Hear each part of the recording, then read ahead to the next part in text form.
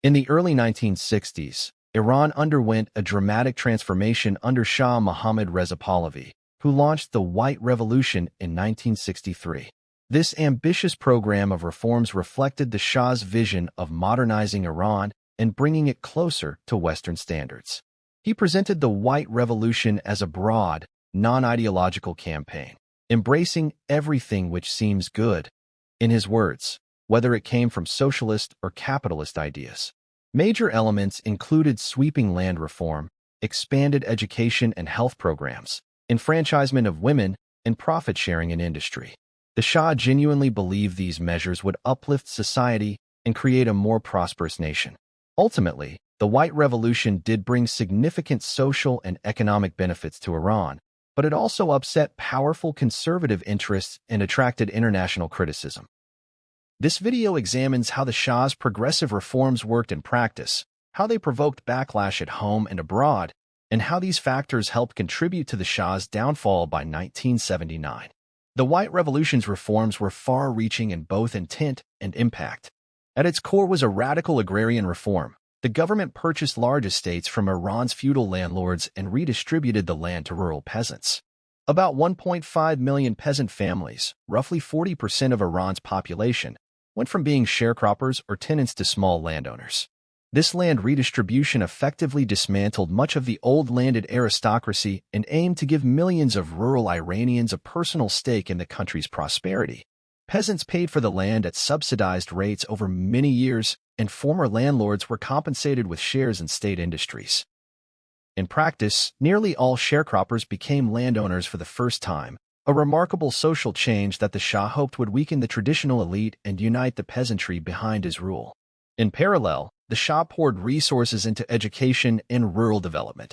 Thousands of new schools and clinics were built in villages, and young volunteers were sent out as literacy and health corps workers. Within a decade, primary school enrollment jumped from only a few 100,000 children to over 5 million, and adult literacy rates roughly doubled. These programs, often called the Literacy Corps, were wildly popular in the countryside and, in fact, became one of the few Shah-era reforms to survive the 1979 revolution. By 1978, nearly 40% of girls aged 6 and older were literate, and education opportunities had expanded dramatically even in remote areas. This focus on education and health helped modernize rural Iran and signaled a genuine investment in the lives of ordinary Iranians. The White Revolution also advanced the status of women. In the January 1963 referendum that approved the reforms, women were granted the right to vote and run for office for the first time. Over the next decade, women became increasingly active in public life. By the mid-1970s, dozens of women held seats in the Iranian parliament, majlis, and local councils, and women took up roles in the judiciary, diplomatic corps, and even the cabinet, for example. Farrokhr Parsa became education minister in 1968. In 1975, the regime enacted a modern family protection law. It raised the minimum marriage age, increased women's rights in divorce and custody, and effectively abolished polygamy.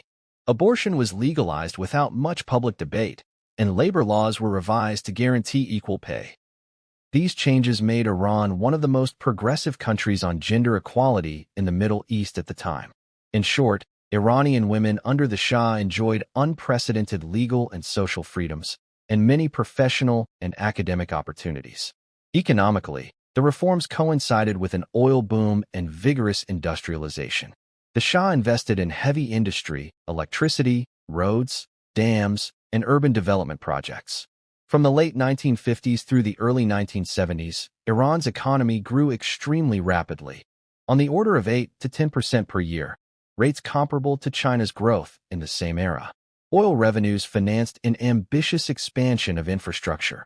For example, the area of irrigated farmland more than doubled in a decade, and new dams and factories sprang up across the country. Urbanization accelerated as millions of Iranians moved to cities for jobs in construction and manufacturing. By the mid-1970s, Iran's middle class had swelled.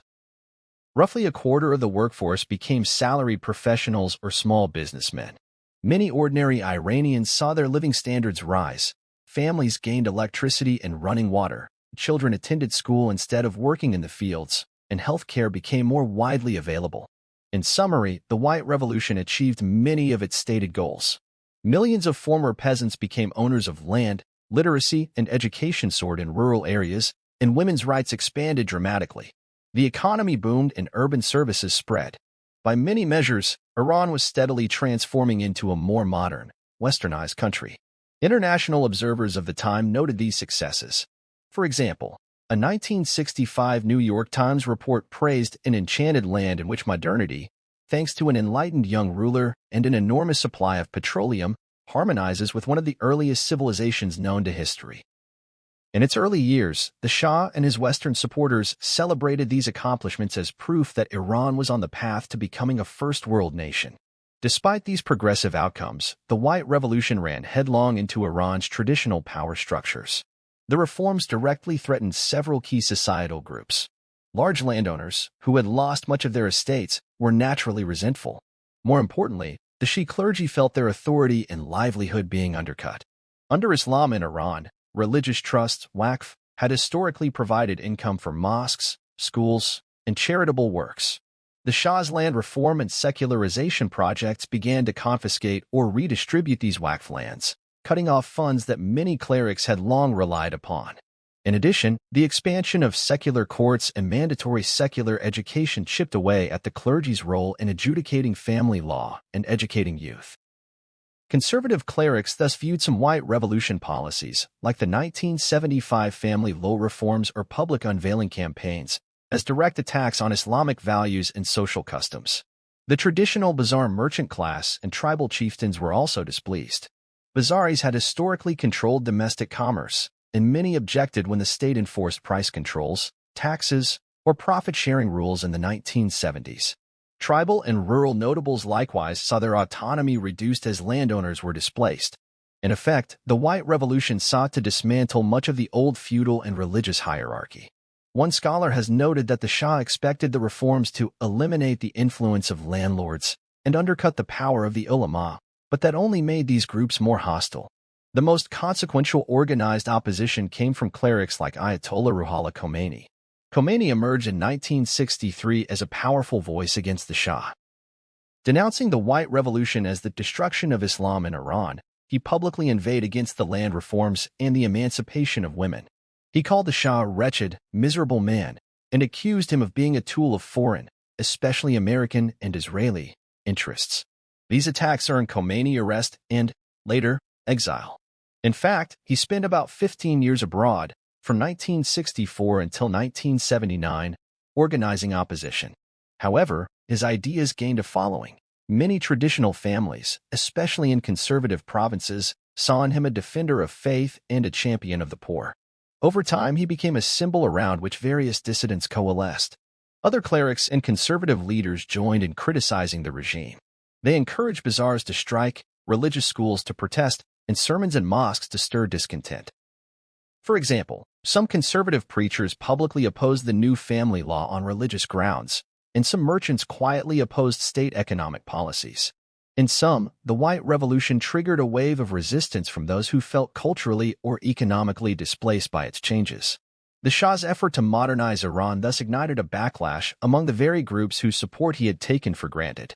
Meanwhile, Iran's intelligentsia and middle-class grew but had fewer outlets. By the 1960s, the Shah had effectively consolidated power. He dissolved the parliament, banned competing parties, and established authoritarian rule.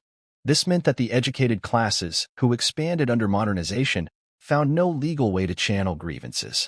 University students, professional workers, and intellectuals who were impatient for political reform or concerned about corruption had little choice but to voice dissent informally. As a result, universities became hotbeds of political activism, and some secular opposition groups began to circulate clandestine writings. In short, the space for peaceful political debate had shrunk even as society was rapidly changing, so many Iranians resorted to more radical critics, further straining the Shah's relations with his people. The Shah's reputation in Western media was complicated. Initially, many Western governments and newspapers lauded Iran's modernization. But by the 1970s, global press coverage shifted to emphasize the Shah's autocratic side. Reporters began highlighting the lack of democratic elections, strict censorship, and reports of prisoner abuse by the Savic secret police. Famous examples include a 1976 60 Minutes television interview in the United States, where reporter Mike Wallace bluntly questioned the Shah about torture allegations. The Shah defended his policies vigorously, but the encounter contributed to a growing Western narrative of him as a repressive figure. In Britain and elsewhere, coverage often focused on opposition voices. Notably, the BBC's Persian service regularly broadcast Khomeini's messages from exile. The BBC itself later acknowledged that its coverage had a critical disposition toward the Shah's regime. By the late 1970s, therefore, much of the Western audience saw the Shah not just as a modernizer, but also as an unpopular authoritarian. International media stories often juxtaposed Iran's economic boom with scenes of factory workers or protesters complaining about injustice. The regime's close ties with the United States and Britain, once seen as strategic alliances, were sometimes portrayed abroad as evidence of imperial influence. In effect, Western coverage tended to amplify criticisms of the Shah. Human rights groups and newspapers asked why this wealthy country still used emergency laws and a feared secret police. This negative portrayal in Western media, combined with domestic unrest, contributed to undermining the Shah's international image as a progressive leader. Ultimately, many of the White Revolution's achievements did not translate into long-term stability for the Shah. Economically, the problems of the 1970s began to outweigh the gains of the 1960s. After the oil shocks of 1973 to 74, Iran's sudden wealth led to overheating. Inflation and corruption rose, and not all regions shared equally in the oil money. The government's push for heavy industry and grand projects sometimes meant that rural and basic needs were neglected. Even the celebrated land reform encountered practical issues. Without a full network of irrigation, credit, or farming support, services that landlords had informally provided, many new peasant farmers struggled. When those farms failed or barely survived, many displaced villagers migrated en masse to cities like Tehran. The result was chaotic urban growth. Immigrant workers crowded into shantytowns or slums, often living in poverty. Some observers note that Tehran's population doubled within a decade, stretching housing and public services to their limits. Paradoxically, projects intended to improve rural life, such as giving land to peasants, ended up fueling an urban underclass with new grievances. Politically, the pace and style of reform bred resentment. The Shah had centralized decision-making in his own hands, so many Iranians felt excluded from shaping their future. By 1977 to 78, an unusually broad range of society was disaffected. Secular liberals angry about lack of political freedoms, Marxist leftists upset about inequality, nationalist intellectuals concerned about foreign ties, and devout Muslims disturbed by what they saw as moral decline.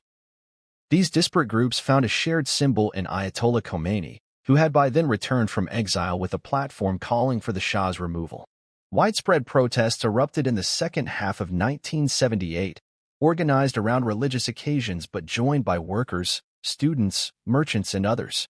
The Shah attempted some concessions. He apologized on television in November 1978 and even spoke of reform, but these gestures were widely viewed as too little, too late. By early 1979, the revolution had spiraled out of his control. The same factors that once seemed to strengthen his rule, mass education, urban middle-class growth, oil wealth, now accelerated his downfall. The coalition of clerics, bazaar merchants, workers, and intellectuals effectively overturned the monarchy. In January 1979, the Shah left the country, and by February the Islamic Republic was declared. The very people who had benefited from aspects of the White Revolution, for example, women and students who had gained rights, found themselves allies of those who overthrew it, because by then the regime was widely seen as oppressive. In hindsight, many historians argue that the White Revolution preempted a potential leftist uprising but instead paved the way for an Islamic revolution. The Shah had hoped his reforms would secure popular support, especially from the peasants. Yet in a twist of history, these reforms created social forces and resentments that he could not contain. Iran's dramatic transformation under the Shah thus proved to be double-edged. On one side, it laid the groundwork for modern Iran, with schools, factories, a growing middle class, and advanced women's rights. And on the other, it undermined the old consensus and led to widespread mobilization against the monarchy. The White Revolution remains a defining chapter of 20th century Iranian history. Shah Mohammad Reza Pahlavi was indeed a genuinely modernizing leader. He pursued reforms that were ahead of their time in many respects. Millions of Iranians saw tangible improvements during his reign. For example, a peasant family once living in feudal poverty might have become small landowners with government support. Village students had unprecedented access to education. Women exercised political rights and enjoyed family protections unheard of before. And Iran's cities acquired highways, dams, and universities at a rapid pace. These achievements attest to the Shah's progressive intentions. Yet the legacy of the White Revolution is complicated. The rapid and top-down nature of change offended many conservatives, and it did not create inclusive political institutions to manage the transition. In the end, those who lived through this period saw that even positive reforms could engender anger if important people felt threatened. By 1979, the Shah's enlightened vision had become inseparable from images of repression in many minds. The result was that a program launched with genuine idealism helped generate a crisis of legitimacy for the monarchy. Viewed with balance, the Shah of Iran deserves credit as a reformer who sought to lead his country into the modern age. His White Revolution was marked by sincere efforts to address social inequities and raise living standards. However, one cannot ignore that the very success and reach of those reforms, coupled with the Shah's authoritarian methods, helped produce the backlash that toppled him. In other words, his downfall was partly a byproduct of his own well-intentioned policies. The history of the White Revolution thus offers a lesson. Sweeping modernization can bring great benefits, but it can also provoke powerful resistance if it outpaces the society's ability to adapt. The Shah's story reminds us that even progressive rulers must navigate existing traditions and grievances carefully. His ultimate fate illustrates how complex the path to reform can be.